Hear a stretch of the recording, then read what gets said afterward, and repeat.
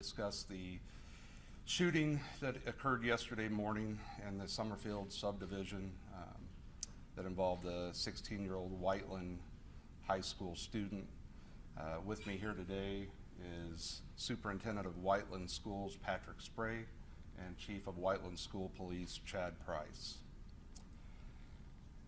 At 6:57 a.m. yesterday morning, Greenwood police were dispatched to the intersection of Winterwood Drive and Providence Drive in the Summerfield subdivision on the report of a person shot. Officers arrived, located a 16-year-old male who had been shot multiple times on the ground in the intersection. Officers attempted life-saving measures but were unsuccessful, and that 16-year-old male was pronounced deceased at the scene by paramedics. Witnesses informed officers that the suspect fled between houses and ran south through the neighborhood toward a cornfield. Approximately 3 hours into the incident, officers on the perimeter observed a suspect, or a person matching the description of a suspect, walking near the cornfield where he was seen to be entering and into a backyard on Declaration Drive. Officers approached the male and immediately noticed that he was soaking wet and that his clothes were embedded with dirt. The male identified himself as Tyreek Redford L., an 18-year-old male that resides in Greenwood, Indiana.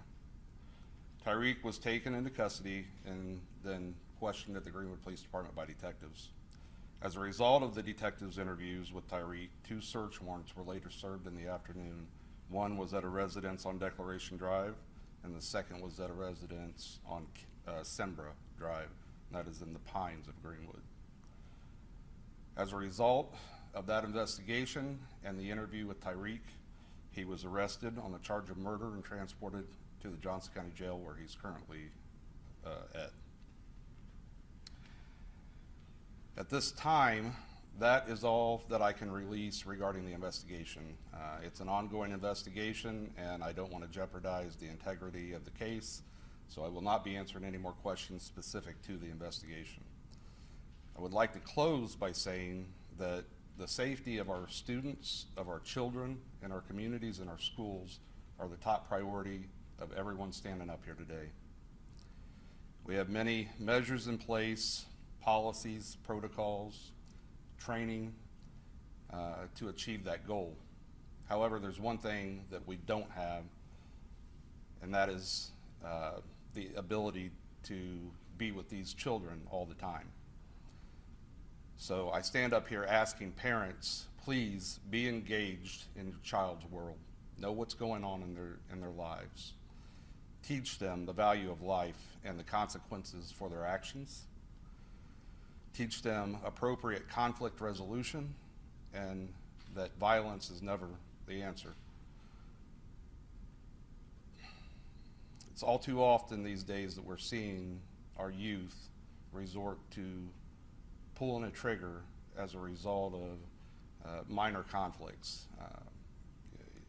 Not necessarily here in Greenwood, we saw that yesterday, but anytime you turn on the news, it seems like it's a pretty common story anymore. That's a problem. We've got to teach our kids that there's other ways to resolve these conflicts. As a result of yesterday, there's a 16-year-old man, young man, that lost his life. There's a family that's experiencing unimaginable grief because of that loss. But there's also another family that lost an 18-year-old who's now incarcerated for murder. And for what? Minor conflict? It's just not worth it. So please, parents, be engaged in your child's life. Talk to them, teach them appropriate conflict resolution, teach them the consequences of their actions, and help us keep our children safe. And I'm going to turn this over now to Dr. Spray.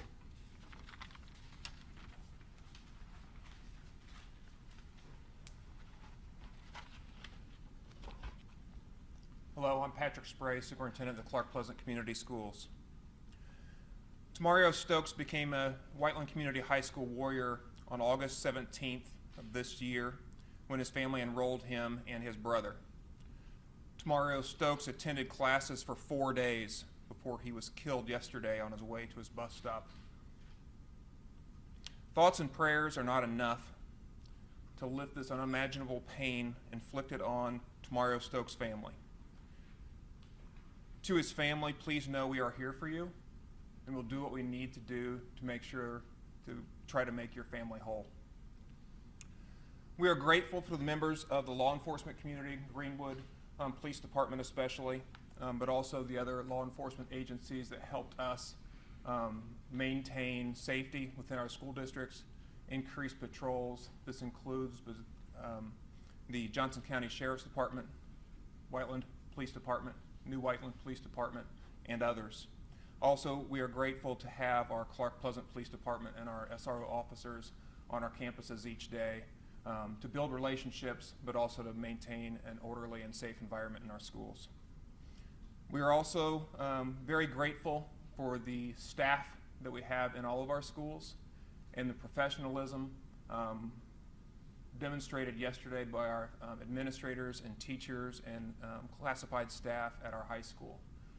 The ability to meet kids where they are, to provide that support that they need in times of grief and times of uncertainty is unparalleled, and we appreciate them very much.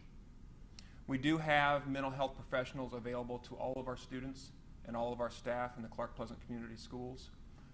We will ramp up those services as much as possible. We are also thankful for the many community members, clergy, other school communities around the area who have reached out to us and to provide any assistance that we would like as well. So thank you.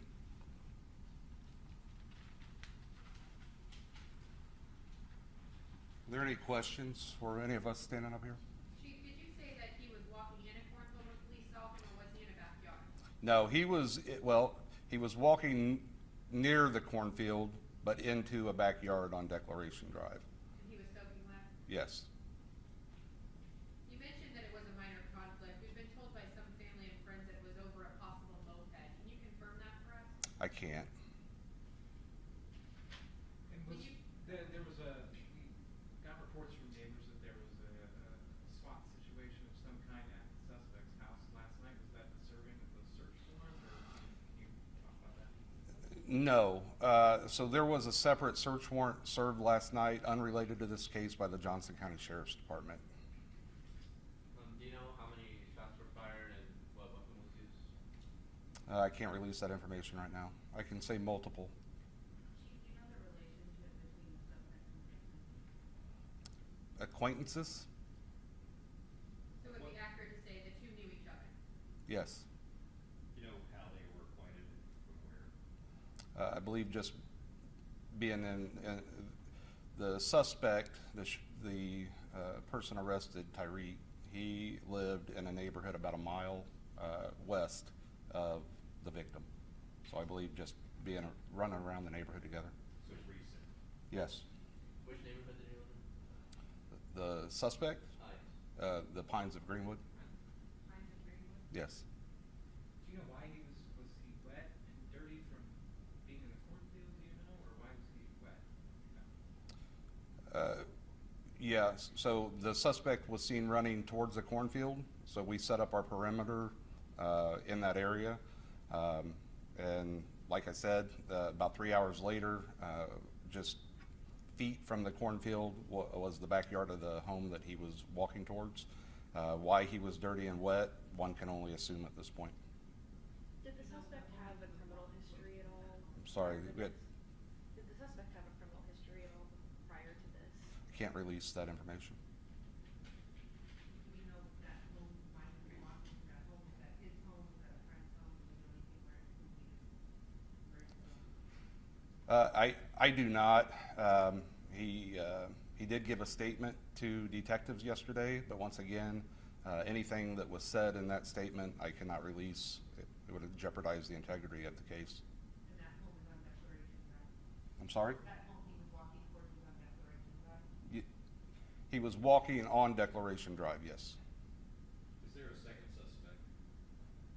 No, not at this time. You have somebody there to question a second person? We have questioned a friend of the shooter. At this time, we have no reason to believe that he was involved, but it is an ongoing investigation. Did the suspect drive himself to this location, or He was by himself, to our knowledge, and he walked. Oh, he walked. Yes. Is there any concern about crime in Greenwood? This is the third shooting that's happened in a little over a month. Is that unprecedented? Well, it's definitely out of the norm. I think that the times that we're living in, we're seeing more violence all around the country, and it tends to be migrating into the suburbs. I think that what I would say is that Greenwood is still a very safe place. We have a wonderful police department. We have very dedicated officers. They're out every day doing the best job that they can do. We strive to provide safety for our community and our visitors, and this is just, yes, we have had an increase, an abnormal amount of homicides this year. I'm hoping that the law of averages says that we're headed for a lull. Were you guys able to find the gun that was used? I can't answer that. We got reports that a student was pulled out of class at Whiteland Academy in the middle of the day. Can you say what that's about? Is that related to this? Yes, that was the friend that I was referring to. He's a 17-year-old student. During the course of the investigation, investigators were informed that he may have information regarding the incident. He was pulled out of class. Yes, he was. This investigation is still ongoing. Do you expect there could be more arrests coming? Are we looking at other people, or do we think that this is it? This is an ongoing investigation. Right now, we're still analyzing cell phone data, so it would be way premature for me to answer that either way. Do you know where the suspect got the gun? I do not. We know, like, it was legally registered to him. I don't know. But ATF was here yesterday, and I assume they've got the gun. Have they been able to trace where it was bought? To this point, I've not said that we have the gun.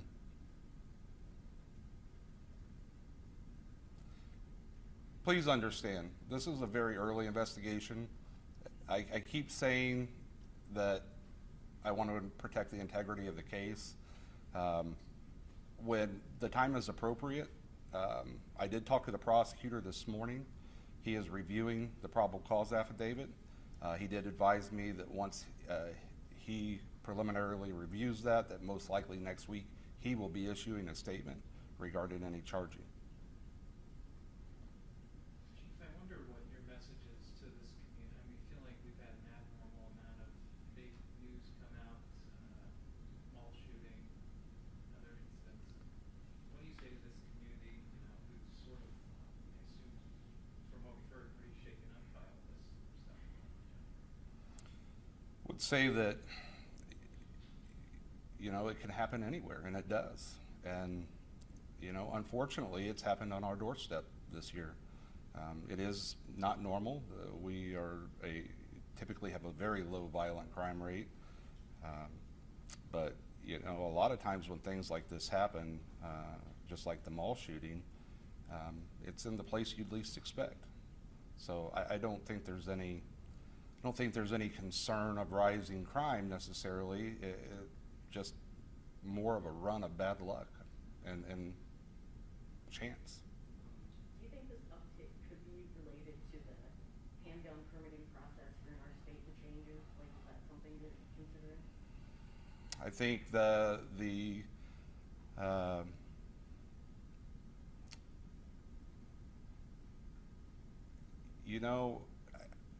I really don't want to comment on that because there's no data yet to prove it one way or the other, and I think that's probably something that is better left to the statisticians to find once they Statement you'd want to make to lawmakers? No. Chief, how many other tips from the bus stop really have you, they were the witnesses, you interviewed them, give information? Yeah, they were shook up, obviously. I think they're doing fine. I know Dr. Spray addressed that the schools are providing mental health to those people who are affected, mental health care. Sorry, we were told that there was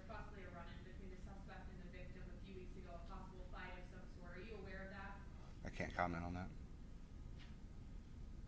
A couple of, I'll take one more question, and then if you have questions for Dr. Spray. no, it's Okay.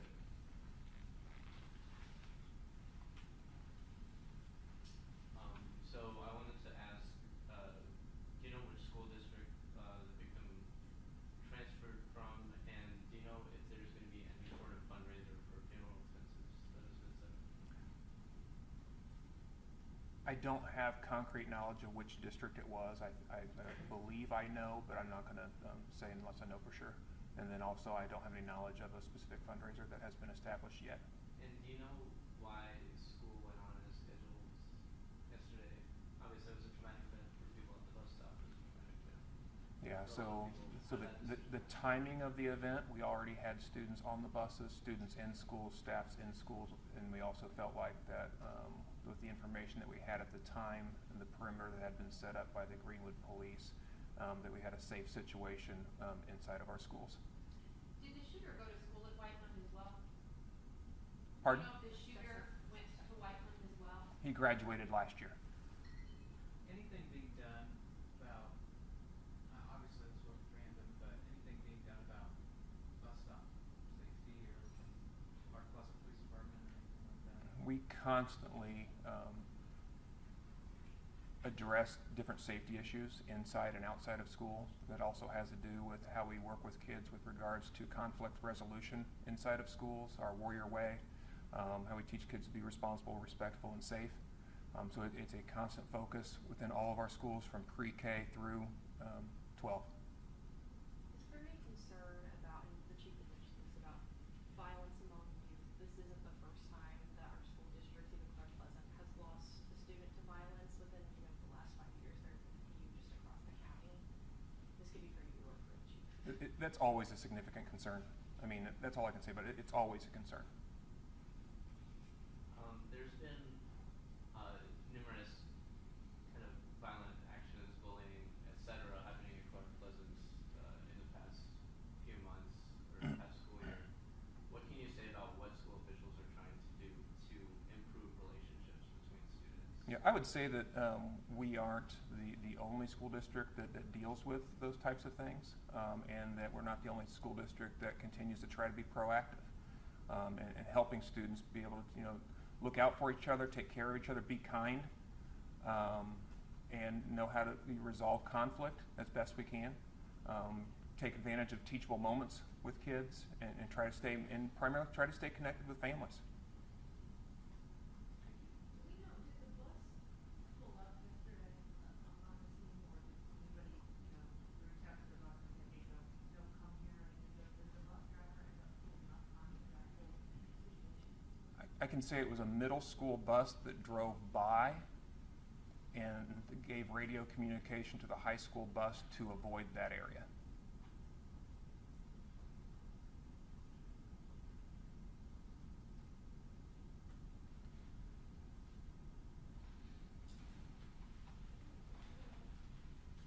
Okay, that concludes our press conference today. Thank you all for coming.